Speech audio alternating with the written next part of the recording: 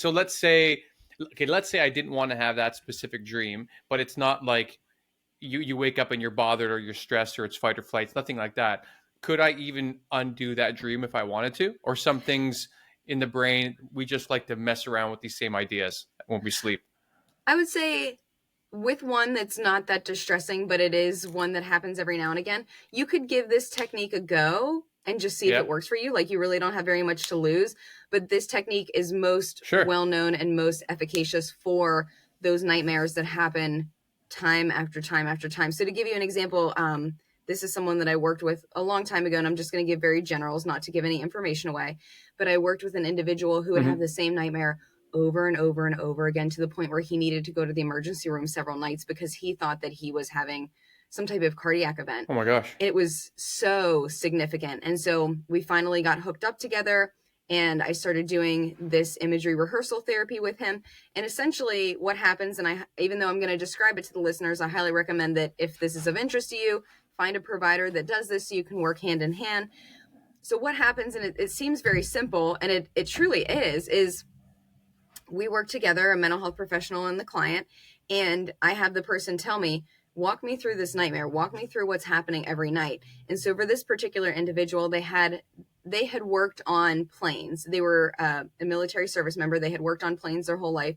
Not that they were a pilot, but they were always flying and kind of working on the controls and making sure that everything was good to go. And not that he had ever even been in a plane crash, because I think that oftentimes we're thinking about nightmares as like a exact replay of something that happened. But again, whenever it comes to dreams and nightmares, like, sometimes the brain is using that as a vehicle for just processing maybe stress or what's going on or transition or something. So he had never actually been in a plane crash, and yet every night that's what the nightmare was this plane crash happening over and over again. Oh wow. Yeah. So, and like, obviously you can imagine that that would be very scary and very significant. And like I said, to the point where he needed to be hospitalized in the emergency room a couple times because he was just in such a state. So yeah, we get connected. And the first stage is, tell me everything. Tell me about this nightmare. Like, break it down, walk me through what is happening. Then what we do, and again, like I said, dreams, oftentimes we have to suspend reality. So we need to come up with, myself and the client, a different way to end this dream, whether it's something that's positive or something that's neutral. And it really needs to come down to the client deciding, and we can work together and I can give suggestions, but it really has to be what it is that the client wants and feels comfortable with, because inevitably it's going to be your brain kind of taking this over. So you want it to be something that you're interested in. So, maybe some alternatives would be, yeah, maybe things go haywire in the controls, but you figure it out and you solve the problem. Or maybe you strap on a parachute and you jump out the back like 007, like, figure out what works for you. And again, we can suspend reality too, because dreams are often very fantastical and bizarre and strange and just don't work with the laws of actual reality. So maybe Right. you sprout wings and you just like fly off. So, whatever works for the client. And so we work together to come up with something that is a good fit for them and just makes sense for them.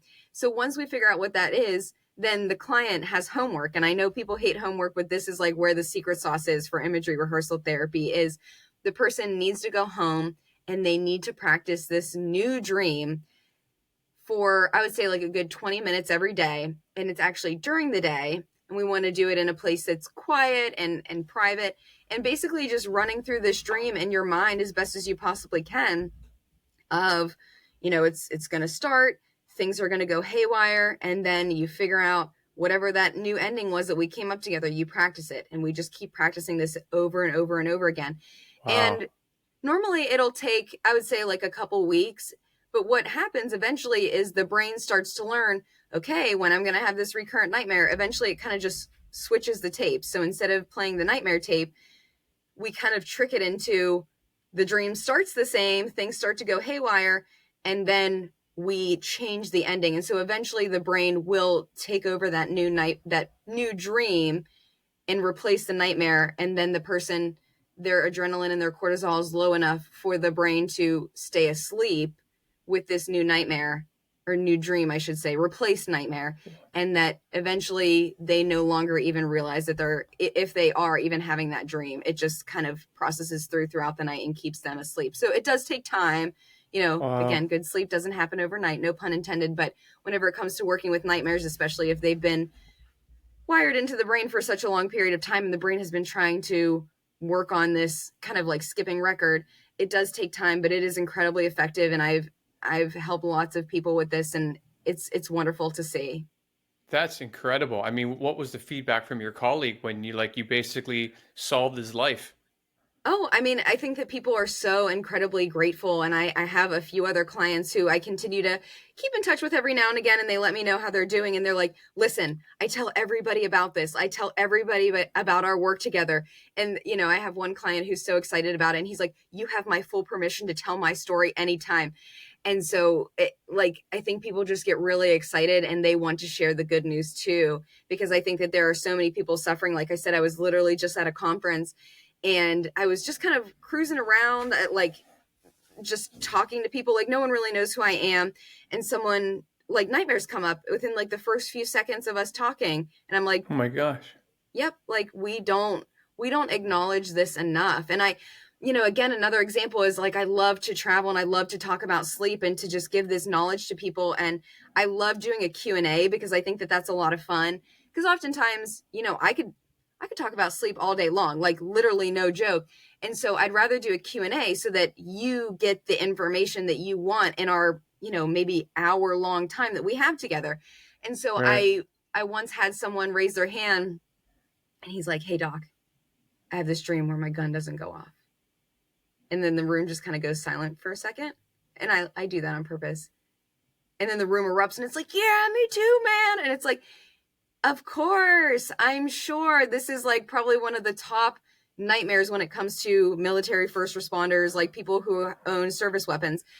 Yes, having a dream that your service weapon doesn't go off whenever you need it to. And, you can imagine how distressing that would be having a dream like that.